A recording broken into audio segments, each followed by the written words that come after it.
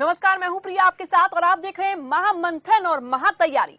जी हां, आज अगर हम बात करें महातैयारी को लेकर, इसको लेकर महामंथन 5 बजे होगा, जिसमें भारत और चीनी सैनिकों के बीच सोमवार को गलवान घाटी में हुए खूनी संघर्ष में देश के 20 जवानों की शहादत के बाद उपजी परिस्थितियों पर विचार विमर्श किया जाएगा। वहीं आज होने वाली सर्वदलीय बैठक बेहद महत्वपूर्ण इसलिए भी मानी जा रही है क्योंकि पीएम नरेंद्र मोदी द्वारा बुलाई गई इस सर्वदलीय बैठक से पहले ही विपक्षी पार्टियों ने कई सवालों के साथ इस बैठक में पहुंचने की तैयारी कर ली है। उधर कुछ पार्टियां इस बैठक में उन्हें आमंत्रित ना करने को लेकर सवाल खड़े कर रही है।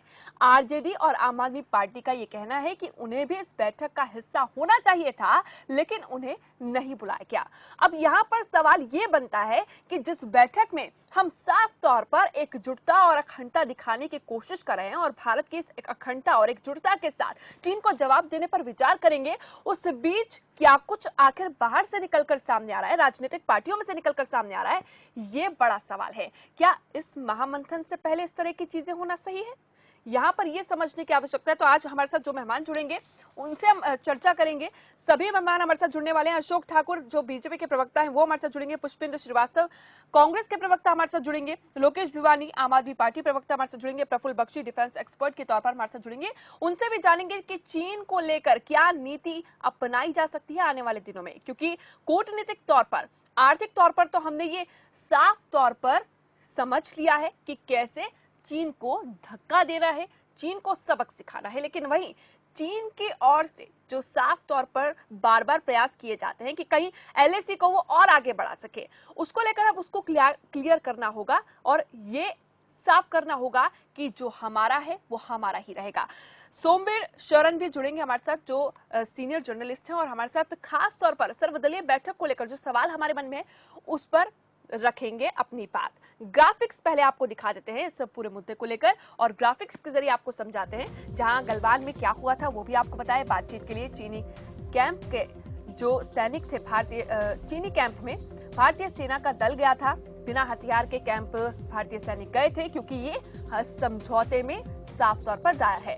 सेना हटाने पर सहमति पर जो बात थी उसको करना था, लेकिन ये बात हिंसक झड़प में बदल गई क्योंकि चीनी सैनिकों ने रॉड और पत्थर से हमला किया और ये रॉड और पत्थर उनके पास पहले से ही थे। कील लगे डंडों से भी चीनी सैनिकों ने हमला बोला। हमले के दौरान भारत के शहीद जवान, जिनकी संख्या 20 बताई गई, जिससे पहले 3 बताई गई थी, लेकिन उसके अगले दिन पूरी रिपोर्ट सामने आई। श्योक नदी की चोटी पर यह झड़प हुई थी। भारत की ओर सीमा पर सड़क बनाने से चीन लगातार भड़का हुआ है क्योंकि वो ये चाहता है कि हम किसी भी तरह से मजबूत ना हो सके। पीओके में भारत की धमक ने चीन को परेशान किया हुआ है। कोरोना पर कूटनीतिक घेराबंदी से भी चीन पूरी तरह से चिढ़ा हुआ है। वो अपने अंदरूनी मसलों को इस तरह से नजरअंदाज करने की कोशिश कर रहा है। अमेरिका से भारत की नजदीकी भी उसे लगातार चुभती रही है। लद्दाख को केंद्र शासित प्रदेश बनाने पर चीन किस तरह से पिछले साल बौखलाया था वो भी हमने देखा था। भारत चीन में कौन ताकतवर है? भारत की अगर हम बात करें तो यहाँ पर 13 लाख से ज्यादा सैनिक हैं और उधर चीन की अगर हम बात करें तो उसकी संख्या ज्यादा है। कुल 42 लाख सैनिक भारत के पास हैं और कुल 37 लाख सैनिक चीन के पास हैं। भारत में 4,456 टैंक हैं और चीन के पास 6,457 टैंक हैं, यानी कि इस बीच संख्या चीन के पास ज्यादा है टैंक की। उधर अगर बात बख्तरबंद की जाए तो बख्तरबंद वाहन 6,704 यानी कि ज्यादा है भारत के पास। वही तोपखाने भी भारत के पास ही ज्यादा है।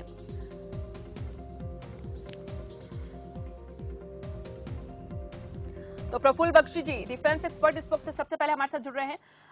अगर देखा जाए प्रफुल्ल बख्शी जी, तो कई मायनों में चीन हमसे ताकतवर तो नजर आता है, लेकिन उसकी साजिश यही रहती है कि उभरती हुई ताकत भारत किसी भी तरह मुझसे आगे न बढ़ जाए। लेकिन आज की इस होने वाली बैठक को लेकर आपको क्या लगता है कि आगे की रणनीति किस तरह से तय की जाएगी? देखिए, आगे की रणनीति कई एंगल्स पे तय की जाएगी। मेजर तो मिलिट्री एंगल है, उसका तो ऑलरेडी चल रही है, उसकी रणनीति तो हो रही है। पर भारत में हम डेमोक्रेसी हैं, बहुत सारी डेमोक्रेटिक पार्टीज हैं, हर एक के अपने अपने मुद्दे होते हैं। कईयों के मुद्दे में देश सबसे ऊपर होता है, कईयों के मुद्दे में कोई और चीज होती होगी। सबको डेमोक्रेसी में सबका माइंड लेना पड़ता है। तो प्रधानमंत्री ने अगर मीटिंग बुलाई है वो उनको बताएंगे कि हम कौन कौन से एंगल से कार्यवाही कर रहे हैं, और कुछ कुछ सुझाव आएंगे उसको भी लेंगे। और जैसे कि हम इकोनॉमिक मिलिट्री एंगल बता रहा, तो मैं यहाँ बाद में डिस्कस करेंगे।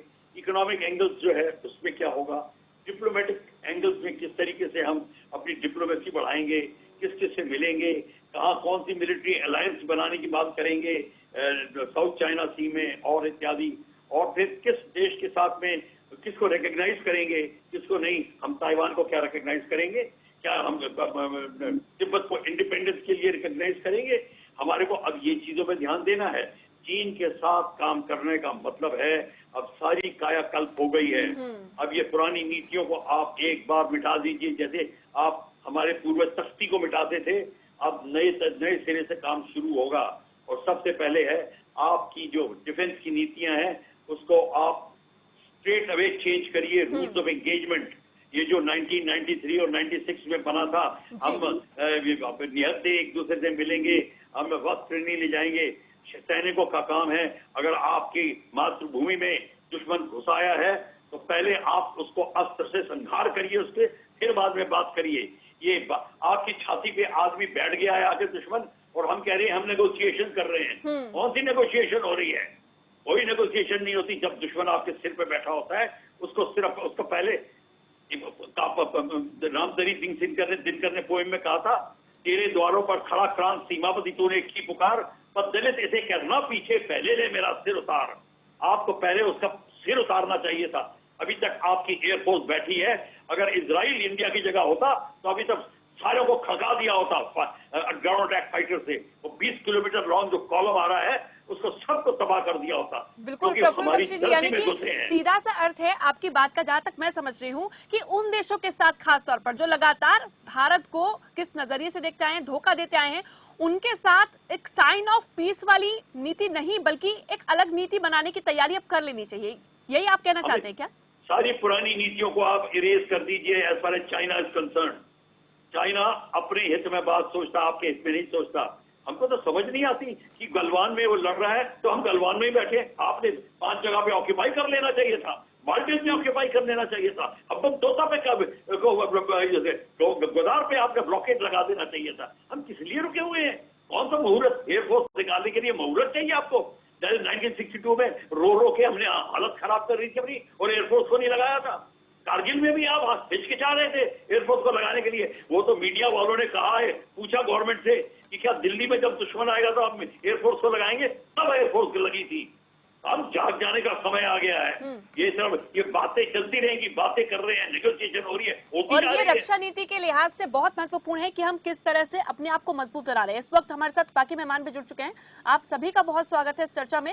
लेकिन सबसे पहले आम आदमी पार्टी से, क्योंकि हमारे साथ लोकेश भिवानी इस वक्त लाइव तो नहीं जुड़ पाए लेकिन फोन लाइन पर जुड़ रहे हैं। लोकेश भिवानी जी, इस वक्त क्योंकि सर्वदलीय बैठक जो कि देश की अखंडता और खासतौर पर एकजुटता को लेकर ये कहा जा रहा था कि इसमें फैसला लिया जाएगा, साथ में लिया जाएगा, लेकिन बैठक के इस दौर में सवाल आपकी ओर से उठ रहे हैं, ऐसा क्यों?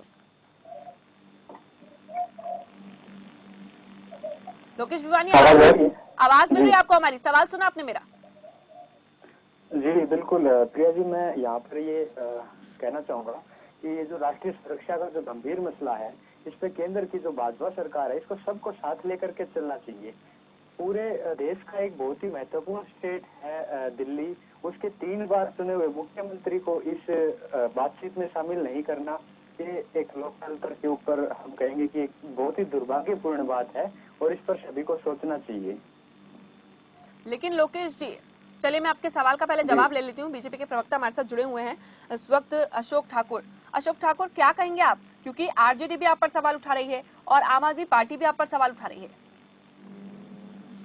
प्रिया जी, मुझे लगता है कि हमारा आम आदमी पार्टी के प्रवक्ता जो बेसिक चीज है उसको समझने की कोशिश नहीं कर रहे हैं। पहली बात तो ये मुख्यमंत्रियों की बैठक नहीं है, ये ऑल पार्टी मीटिंग है। दूसरा, ये ऑल पार्टी मीटिंग जो है वो सर्वदलीय बैठक है, राष्ट्रीय स्तर की पार्टियों की मीटिंग है। इसमें क्षेत्रीय या छोटी छोटी पार्टियों को अगर शामिल करने लगेंगे तो इस देश के अंदर 1000 पार्टियां होंगी, छोटी बड़ी जो है। तो अगर क्षेत्रीय स्तर पर उसको इन्वॉल्व करना प्रारंभ करेंगे तो वो बैठक ही संभव नहीं हो पाएगी। ये राष्ट्रीय स्तर की पार्टियों को बुलाया गया, इसलिए इस पर कोई सवाल उठाने का कोई मतलब ही नहीं बनता, लोकेश चाहे जी। वो आरजेडी हो चाहे आम आदमी पार्टी। लोकेश जी। जी, ये अगर आप दिल्ली राजधानी है देश की और वहां पर 3 बार से अगर कोई सत्ता में है और पूरे देश की पूरे वर्ल्ड की निगाह रहती है दिल्ली के लोग एक्टिविटीज पर, पॉलिटिकल एक्टिविटीज पर, वहां आप हर बार इस तरीके से बायकाट कर देते हैं आम आदमी पार्टी का, चाहे वो कोरोना में फंड देने की बात हो, चाहे वो किसी मीटिंग में शामिल करने की बात हो, चाहे किसी भी बारे में अगर ये बात है तो आप हमेशा ही केंद्र सरकार आम आदमी पार्टी को अलग से रखती आई है। उसके बाद ये इन लोगों के जो फर्जी ट्रोलर बैठे रहते हैं वो वाहियात से अपने तर्क लेकर के आते हैं और फिर वो एक एक करके उन चीजों को उलझा के रख देते हैं। ठीक है, एक एक करके। इसलिए नहीं बुलाया। देखिए अशोक ठाकुर जी, लोकेश भिवानी जी, एक एक करके बोलिए ताकि यहाँ पर ये मत दर्शाइए प्लीज कि हम जब चीन के मसले को लेकर एकजुट हो रहे हैं तो ये वो एकजुटता है, ये वो है एकजुटता, ये मत दर्शाइए। जी बिल्कुल, ये एकजुट होने की ही बात है प्रिया जी। राष्ट्रीय सुरक्षा एक राष्ट्रीय मसला है जिस पर सभी पार्टियों को एक साथ सबकी रायशुमारी लेनी चाहिए, सबकी बातचीत रखनी चाहिए। आप पॉइंट ऑफ व्यू क्या पता कौन कहाँ से कितनी सही चीज कह दे, लेकिन क्या आप किस आधार पर इन चीजों को अलग रखते हैं, मुझे समझ नहीं आता। लोकेश जी, कुल कितनी पार्टियों को बुलाया गया है ये भी आपको मालूम है, लेकिन इसके साथ ही आपने जो सवाल उठाए हैं उसमें आपने चंद्रबाबू नायडू का भी नाम लिया है, टीडीपी के नेता, वरिष्ठ नेता। आपने कहा कि उनको भी फिर नहीं बुलाना चाहिए था, इसका क्या तर्क है आपके पास? लोकेश भिवानी जी, इसका क्या तर्क है आपके पास? आवाज आ रही है? आवाज मिल रही है आपको हमारी? लोकेश भिवानी जी से फिलहाल संपर्क ठीक से नहीं हो पा रहा है, लेकिन पुष्पेंद्र श्रीवास्तव कांग्रेस से हमारे साथ जुड़े हुए हैं। कांग्रेस लगातार सवालों के घेरे में खड़ी करती आई है सरकार को, पुष्पेंद्र श्रीवास्तव जी, और आज भी कांग्रेस ये कह रही है कि हम तो सभी सवालों के साथ तैयार हैं। क्या सवाल करने वाले हैं आप, और क्या आपको लगता है क्या निर्णय निकलेगा इस बैठक से? देखिए प्रिया जी, सवाल सिर्फ कांग्रेस पार्टी का नहीं है, यहाँ सवाल पूरे देश का है और पूरे देश की सुरक्षा का है। जिस तरह से आदरणीय बख्शी साहब अभी सवाल उठा रहे थे सरकार पे, वही सवाल आज पूरे देश के मन में है। आप बताइए, देश का खून खौल रहा है, हमारे सैनिक आखिर वहां निहत्थे क्यों थे? अरे भाई, हमारे प्रधानमंत्री जी 48 घंटे बाद आकर के बयान दे रहे हैं, और दुर्भाग्य देखिए कि चाइना का नाम तक नहीं ले रहे हैं। रक्षा मंत्री जी कोई बयान देते हैं, वो चाइना का नाम तक लेने से हिचकिचा रहे हैं। क्यों घबरा रहे हैं भाई, क्यों डर रहे हैं आप? आपको किस बात का डर है? सारा देश आपके साथ खड़ा है, हमारे जैसे विपक्ष की पार्टियां, जो राष्ट्रीय पार्टियां, वो आपके साथ खड़ी हैं, आपके हर निर्णय के साथ खड़े हैं। जहां देश की बात आती है वहां राजनीति नहीं होती है, तो आखिर बात किस, हिचकिचाहट किस बात की है? जैसे आदरणीय बख्शी जी कह रहे हैं कि हमको उनका मुंहतोड़ जवाब देना चाहिए।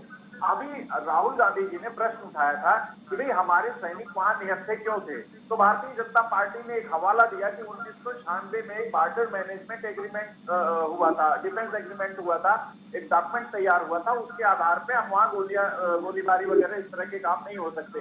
तो मैं आपकी जानकारी के लिए बता दूं और भारतीय जनता पार्टी के मित्र की जानकारी के लिए बता दूं कि वो बॉर्डर मैनेजमेंट डॉक्यूमेंट था, वो कोई डिफेंस डॉक्यूमेंट नहीं था। और उसमें ये लिखा था कि जब हम पेट्रोलिंग करेंगे, साधारण जो शांति से पेट्रोलिंग होती है, उस दौरान इस तरह की कोई बात नहीं होगी। लेकिन उसमें ये कहीं नहीं लिखा कि दुश्मन हमारे घर में घुस आए, हमारी जमीन पे बैठ जाए और हमारे सैनिकों को मारने लगे और हम चुपचाप बैठे रहे। ऐसा तो नहीं था। पुष्पेंद्र श्रीवास्तव जी, तो हम उसका जवाब क्यों नहीं दे रहे हैं? अभी आप देखिए, हमारे देश के कितने बड़े जनरल पनाग साहब हैं, उन्होंने कहा कि ऐसी स्थिति में तो बिल्कुल गोलीबारी तक की चूक है, गोलीबारी की जा सकती थी। तो अगर विदेश मंत्री एस जयशंकर कह रहे हैं कि राहुल गांधी जी को जवाब दे रहे हैं कि भाई ये सशस्त्र थे, हमारे सैनिक निहत्थे नहीं थे, तो क्या आप सेना पे सवाल उठा रहे हैं कि उनके पास शस्त्र था और वो अपने कमांडिंग ऑफिसर को पिटता हुआ देख रहे थे? पुष्पेंद्र श्रीवास्तव जी, पुष्पेंद्र श्रीवास्तव जी, आपको याद होगा कि हमारे सैनिकों ने भी उनके कमांडिंग अफसर को मार गिराया उस झड़प में, याद होगा आपको? नहीं, वो बात आपकी ठीक है, लेकिन जो प्रफुल्ल बख्शी जी कुछ कहना चाह रहे हैं। बयान आया है, मैं ये कहना चाह रहा हूँ, यही बात है ना कि जब उनके पास शस्त्र थे तो आखिर देखिए पुष्पेंद्र जी, आपको ये समझना पड़ेगा पुष्पेंद्र जी कि भारत से ज्यादा नुकसान चीन को ही हुआ इस झड़प में। जो चीन ने धोखेबाजी करी उसमें भारत से ज्यादा जी मैं बता दूं पुष्पेंद्र साहब, आप ठीक कह रहे हैं, बिल्कुल ठीक। मैं ये बता रहा हूँ पुष्पेंद्र जी सुन लीजिए, वो रूल सिर्फ गश्त लगाने के लिए है। हाँ। ये गश्त लगाने की बात नहीं थी। बिल्कुल। अब हमारे जो सैनिक जो थे सेना अफसर, वो गश्त लगाने नहीं गए थे, वो एक फ्लैग मीटिंग में गए थे। उनको इनवाइट किया गया था कि आप चेक करिए, क्योंकि उन्होंने ऑब्जेक्शन उठाई थी कि आपने एक इलीगल कंस्ट्रक्शन की है। और मीटिंग में जब वो गए तो उनके ऊपर धोखे से हमला हुआ, वो परफिडी कहते हैं। बिल्कुल। उसका तो इंटरनेशनल क्रिमिनल कोर्ट में केस जा सकता है। ये मैं बात कर रहा हूँ। और मैं ये कह रहा हूँ, सुनिए हमारी बात, मैं ये कह रहा हूँ, हमने अभी तक हमला कर देना चाहिए था। हमारे पास तोपे हैं, हमारे पास अटैक फाइटर एयरक्राफ्ट है। अगर ये इजराइल में हुआ होता, चीन ने इजराइल के साथ किया था, तो इजराइल ने तो पहले दिन ही सारे सबको उड़ा दिया होता। अब आपने मेरी 1 इंच की जमीन में आए, आपको मैं फाइटर से उड़ा दूंगा। हम चूकते हैं, घबराते हैं बोलने के लिए कि हम अटैक करेंगे। कारगिल में भी हमने चूक रहे थे, और जो 1962 में तो हमने पूरा देश गवा दिया था। वो अपनी एयरफोर्स को आपने वहां से भेज दिया, रोने लगे, अमेरिका के पास गए। ये हमारी हालत हो गई थी। ये हमारी नीतियों की प्रॉब्लम है। बिल्कुल प्रफुल्ल बख्शी जी, देखिए सरकार की ओर से, बीजेपी की ओर से कभी चिंतन नहीं हमारे किया है। साथ अशोक ठाकुर जी जुड़े हुए हैं। की गलती नहीं है। मैं अशोक ठाकुर जी से सवाल लेती हूं। नहीं बनाई है। सुनिए, हमने डॉक्ट्रिन नहीं तैयार की। अगर हमने डॉक्ट्रिन तैयार की होती तो ये गलती नहीं होती। और आप प्राइम मिनिस्टर को ब्लेम करना छोड़िए। मैं नेहरू जी को नहीं ब्लेम करता रहा, किसी को नहीं करता। हमको अपनी नीतियां ठीक करनी होगी। सन 47 से हमने वॉर डॉक्ट्रिन लिखी ही नहीं है। बिल्कुल, और स्थिति परिस्थिति को समझते हुए ये नीतियां ठीक करनी पड़ेंगी हमें। पार्लियामेंट हिल गई थी हमारी 1995 में ये सुनकर। ये हालत हुई थी हमारी। और ये हमारे, और अभी तक हम अपनी गलती तो देखते नहीं है। हम पॉलिटिकल मुद्दे में उठ बैठ जाते हैं, क्योंकि वो बड़ी आसान है। वो बड़ा आसान है एक दूसरे को कहना। अरे देश की जो सिक्योरिटी है वह सब पॉलिटिकल पार्टी से ऊपर है। कोई पॉलिटिकल नेता देश की जो सिक्योरिटी से ऊपर नहीं है। सब देश के सर्वेंट्स हैं, नौकर हैं, और हम सब देश के नौकर हैं। इस समय देश पे खतरा है, हमें वो देखना है। बिल्कुल। अशोक ठाकुर जी बीजेपी से हमारे साथ जुड़े हुए हैं। अशोक ठाकुर जी, एक बार फिर से, अभी कुछ ही मिनटों पहले विदेश मंत्रालय, चीनी विदेश मंत्रालय ये कह रहा है कि गलती भारत की थी, भारत ने यहाँ पर घुसपैठ करने की कोशिश की। अब आप किस तरह से नीतियों को बदलते हुए किस तरह से चीन को जवाब देंगे, क्योंकि बार बार चीन यही कह रहा है, उसके बावजूद इस तरफ से कोई जवाब नहीं मिल रहा, क्यों ऐसा? देखिए प्रिया जी, ये निश्चित तौर पर मैं बख्शी जी की भावना को भी समझता हूँ और देश की जनता की भावना को भी समझता हूँ। उसके बावजूद आप मुस्कुरा रहे थे। स्वाभाविक रूप से आम नागरिक होने के नाते मेरा भी दिल करता है कि भारत को चीन पर हमला कर देना चाहिए। नहीं, उसके बावजूद आप मुस्कुरा रहे थे, आप भावनाओं को समझते हुए मुस्कुरा रहे थे। सुन लीजिए आप, सुन लीजिए। समय देश गंभीर माहौल मैं एक एक करके जवाब, हंसी मजाक समझ रहा है। पुष्पेंद्र जी, मैं आऊंगी आपके पास। कांग्रेस के प्रवक्ता, उन्होंने एक सवाल उठाया था कि वहां पर उनको सैनिकों को हमला कर देना चाहिए था, उनको हथियार इस्तेमाल करने चाहिए थे। देखिए, कमांडिंग ऑफिसर वहां पर उपस्थित थे और वो पूरी तरह स्वतंत्र थे। उस परिस्थितियों में उन्होंने क्या निर्णय लिया, क्या नहीं लिया, क्योंकि उस समय जो कम्युनिकेशन था या सब चीजें हैं वो किस तरह की थी, उस पर अभी हम कुछ कह नहीं सकते हैं। वहां पर जो कुछ भी और हमारे बहादुरी के साथ चीन के सैनिकों का मुकाबला किया, जबकि वो ज्यादा संख्या में थे। उसके बावजूद हमारे सैनिकों ने बड़ी बहादुरी के साथ जो है वो मौके पर कार्रवाई करी है। इसलिए ये कहना कि वहाँ पर जो है हम कमजोर हैं या इस प्रकार हमारे सैनिक कमजोर रहे, ऐसा नहीं है। हमारे सैनिकों ने मुंह तोड़ जवाब दिया है। बिल्कुल, ये बात कही मैंने भी। दूसरी बात, ये बात है, ये पक्की बात है। दूसरी बात हमारे प्रधानमंत्री जी ने स्पष्ट कह दिया है, आवश्यकता पड़ने पर हम किसी को बख्शने वाले नहीं हैं। ये जल्दबाजी के निर्णय, देश को कॉन्फिडेंस में लेकर आज विपक्षी पार्टियों को बुलाया है। हम डेमोक्रेसी में हैं और सारे देश को साथ में लेकर आगे बढ़ेंगे। और आज विपक्षी पार्टियों के अशोक साथ ठाकुर जी, जो मंत्रणा होगी, आपकी बात बिल्कुल ठीक है। जो आप कह रहे हैं, जो खास तौर पर कहा गया है पीएम नरेंद्र मोदी की ओर से भी कि बलिदान व्यर्थ नहीं जाएगा, लेकिन एक रणनीति जो होनी चाहिए, जिसकी चर्चा प्रफुल्ल बख्शी भी कर रहे थे कि वो नीति आपको नए तौर पर बनानी होगी, उसको लेकर आप क्या करेंगे, वो सबसे जरूरी है। ये सरकार की नीति स्पष्ट है। अगर इस देश पर कोई हमला करेगा तो उसका मुंह तोड़ जवाब मिलेगा। चीन से एक इंच भूमि, वैसे तो चीन अभी जो है वो एक LAC के बीच में जो एक पेट्रोलिंग एरिया, उसके बीच की बात ये चल रही है, लेकिन मेरा ये कहना है कि एक एक इंच भूमि जो है उससे चीन को पीछे हटना पड़ेगा, ठीक है। नहीं तो उसको मुंह तोड़ जवाब मिलेगा।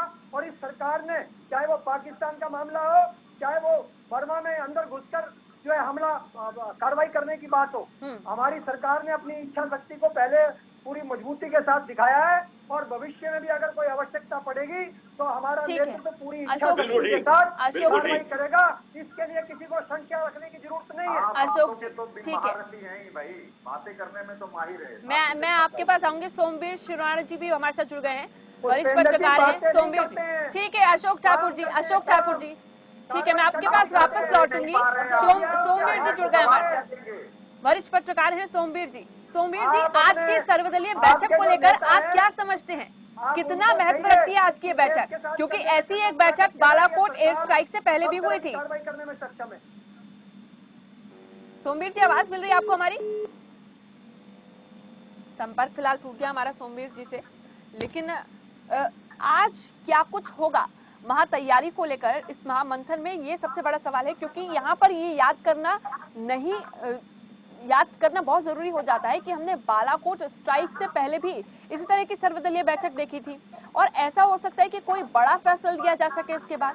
लेकिन हाँ, एक चीज तो क्लियर है कि आर्थिक तौर पर तो हम लगातार बाइकआउट कर रहे हैं चीन का और वो करते रहेंगे, चाहे हम रक्षा मंत्रालय की ओर से वो सुने, खासतौर पर रेल मंत्रालय ने भी साफ कर दिया है। इसके साथ ही BSNL MTNL की ओर से भी ये साफ हो गया है और कैट ने भी ये सूची तैयार कर ली है 500 वस्तुओं की, जिसमें हम बहिष्कार कर रहे हैं चीनी सामानों का।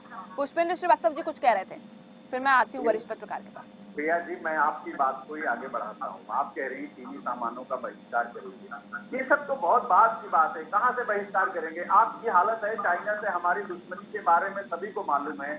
आप उसको दिल्ली मेरठ जो हमारा जो कॉरिडोर है उसका ठेका दे दिया गया, आपको मालूम नहीं है क्या? आप क्या चीनी झालरों का, लाइटों की झालरों का बहिष्कार करके उसको सबक सिखाना चाहते हैं क्या? अगर वाकई बहिष्कार करना है तो भारत सरकार को चाहिए उससे आयात पे प्रतिबंध लगा दे, वहां के सामान आएंगे ही नहीं तो हमको बहिष्कार करने की जरूरत क्या पड़ेगी? ये सब चीजें बाद की बात है। देखिए, जनरल बख्शी साहब कह रहे थे, उनकी बात बिल्कुल सही है। आज सवाल ये है कि चाइना को हमें मुंहतोड़ जवाब देना है। हम सिर्फ ये सवाल उठा रहे हैं कि हमारे जब सैनिक वहां निहत्थे नहीं थे, उनके पास शस्त्र था और उनके ऊपर हमला हो गया, उनको मारा पीटा जाने लगा, तो आखिर उन्होंने जो जवाबी कार्रवाई की उसमें देरी क्यों हुई या हमको नुकसान इतना क्यों हुआ? क्या कम्युनिकेशन गैप था या सरकार का कोई इन्वॉल्वमेंट था? क्योंकि जब आप पुष्पेंद्र श्रीवास्तव जी, पुष्पेंद्र जी, आप फिर से वही बात कर रहे हैं। आपने एक चीज समझी पुष्पेंद्र जी, प्रफुल्ल बख्शी जी ने भी आपको क्लियर किया कि आखिर क्या सिचुएशन थी। मैं आऊंगी प्रफुल्ल बख्शी जी आपके पास। सोमवीर जी एक बार फिर से हमारे जुड़ गए हैं, वरिष्ठ पत्रकार हैं। सोमवीर जी, आज की इस बैठक के क्या मायने आप निकालते हैं? सर्वदलीय बैठक जो 5 बजे होने वाली है, आपके लिए क्या लगता है आपकी तरफ से कि कितनी महत्वपूर्ण हो सकती है? जी एक बार सवाल जरा दोहराएंगे। सोमवीर जी, आवाज मिल रही है आपको? आ रही आवाज, सवाल दोहराएंगे। सोमवीर जी, आपको क्या लगता है कि आज चीन को लेकर होने वाली इस बैठक के क्या मायने निकाले जा सकते हैं? जी देखिए, ये जो आज सर्वदलीय बैठक है तो ये प्रिया जी एक लोकतंत्र का प्रोसेस है, साधारण प्रोसेस है, हमेशा होते रहती है और ये एक लोकतंत्र की खूबसूरती है। और जो प्रधानमंत्री जी ने अभी जो आज बैठक बुलाई है चाइना के जो एपिसोड हुआ है, जो दुर्घटना हुई है, इसके बारे में जितना भी है तो ये बड़ा सकारात्मक एक कदम है प्रधानमंत्री जी का। और प्रधानमंत्री जी ने विरोधी पक्षों की शिकायत दूर की है, क्योंकि पिछले दिनों ये विरोधी पक्ष जो है ये कह रहा था कि हमें विश्वास नहीं दिया जाता, हमें कुछ बताया नहीं जाता क्या हो रहा है, कैसे हो रहा है।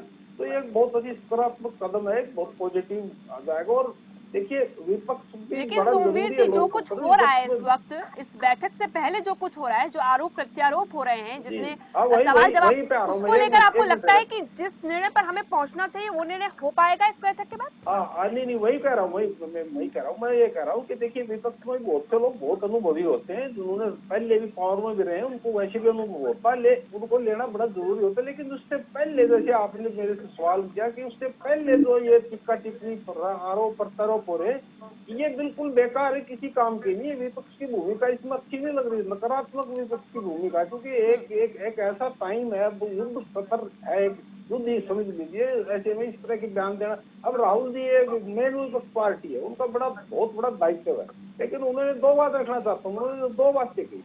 एक तो पहले ये कहा कि उनको निहत्था भेज दिया, और एक कहा जी हमारे जवान, हमारे जो उनके चाइना हमारे अंदर घुसाए और हमारे जवानों को मारा। देखिए मेरी बात सुनिए, अगर इस पर राजनीति करें तो किसने दी? वो जमीन किसकी है, कहाँ की? भारतवर्ष में की जमीन थी वो 1962 में नेहरू जी ने दी थी, इन्हीं के पूर्वज थे वो, इन्हीं ने राज किया, उन्होंने दी।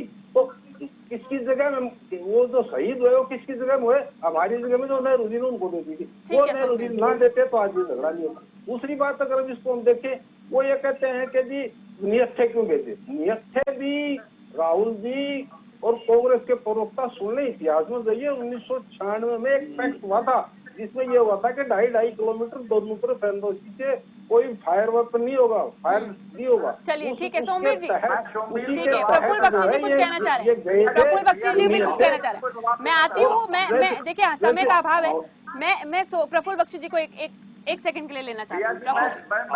जवाब देना चाहता हूँ। आपको मैं क्लियर करा दूं, जरा 1 मिनट दे दें। खुशखबरी ये है, एयरफोर्स हाई अलर्ट पे आ गई है, किसी भी समय एंटर करेगी। ये जो मैं कह रहा था, अगर बदकिस्मती और खुशकिस्मती से होता तो मैंने पहले ही दिन उसके ऊपर लगा दिया होता। खैर, फिर आए दुरुस्त आए, अगर एयरफोर्स आ रही है तो मैं मंदिर में जाके प्रसाद चढ़ाऊंगा। और दूसरी बात यह है, मैं ये बता दूं कि जब ये मीटिंग होती है, ये एब्सोल्युटली डिसाइड कर दिया गया था, ये फ्लैग मीटिंग होगी, और एक कर्नल साहब अपने 2 लोगों को लेके गए थे समझाने के लिए, गुड फेथ में। अब गुड फेथ में जब जाते हैं, बहुत बार गए हैं, मैंने बॉर्डर पे देखा है, गुड फेथ में जब जाते हैं तो कोई तोपे लेके नहीं जाते, और उनको नहीं पता था कि ऐसी हरकत करेंगे वो। उन्होंने उनको और आपने ये पहले भी बताया नीचे धक्का दे दिया खाई में, और ये सभी जानते हैं। पुष्पेंद्र जी कुछ कहना चाह रहे हैं आपकी बात पर, पुष्पेंद्र जी कुछ कहना चाह रहे हैं, उसके बाद पुष्पेंद्र जी कुछ कहना चाह रहे हैं, जल्दी से पुष्पेंद्र जी, जल्दी से। मैं बड़े सम्मान के साथ सुखबीर जी को सिर्फ ये बताना चाहता हूँ कि जिस एग्रीमेंट के डॉक्यूमेंट की बात कर रहे हैं वो एक्चुअली बॉर्डर मैनेजमेंट डॉक्यूमेंट था, वो कोई डिफेंस डॉक्यूमेंट नहीं था। और उसमें जो आप कह रहे हैं उसमें लिखा था कि ठीक है 2.5 किलोमीटर हम लोग इस तरह से पेट्रोलिंग के समय आप शांति के साथ पेट्रोलिंग करेंगे। पुष्पेंद्र जी पेट्रोलिंग नहीं थी वो, यही तो कहा जा रहा है। चलिए ठीक है, आप सभी का पेट्रोलिंग नहीं थी वो। पुष्पेंद्र जी, प्रफुल्ल बख्शी जी ने भी आपको बोला कि वो पेट्रोलिंग नहीं थी, वहां पर मीटिंग होनी थी। ये मीटिंग होनी थी जिसमें कहा जाना था कि सभी हट जाए वहां से, चीन की सेना वहां से हट जाए। फिलहाल आप सभी का बहुत बहुत शुक्रिया, आप हमारे साथ चर्चा में जुड़े, और खास चर्चा में हम उसको लेकर ये जानना चाह रहे थे कि सर्वदलीय बैठक में जो निर्णय निकालने की कोशिश की जा रही है, क्या ऐसा लगता है कि सर्वदलीय बैठक से पहले जो आरोप प्रत्यारोप, जो टीका टिप्पणी लगातार चल रही है, उसमें क्या हासिल हो सकता है? लेकिन बड़ी खबर अपने आप में ये है कि इस वक्त एयरफोर्स को अलर्ट पर कर दिया गया है, और चीन और भारत के बीच लगातार होने वाली बैठकों से भी तनाव कम होता नहीं नजर आ रहा है। अब देखना यह होगा कि 5 बजे होने वाली सर्वदलीय बैठक के बाद क्या बड़ा फैसला लिया जाता है, क्योंकि यहां पर यह बैठक इसलिए भी अहम हो जाती है, बालाकोट एयर स्ट्राइक से भी पहले भी इसी तरह की एक बड़ी बैठक बुलाई गई थी जिसमें सभी दल के नेता मौजूद थे और कई सवाल बीजेपी से पूछे गए थे। फिलहाल देखना होगा, इंतजार रहेगा इस चीज का, और शाम 5 बजे के बाद ही इस पर सारी प्रतिक्रियाएं सामने आ सकेंगे। फिलहाल इस चर्चा में बस इतना ही, दीजिए इजाजत, नमस्कार।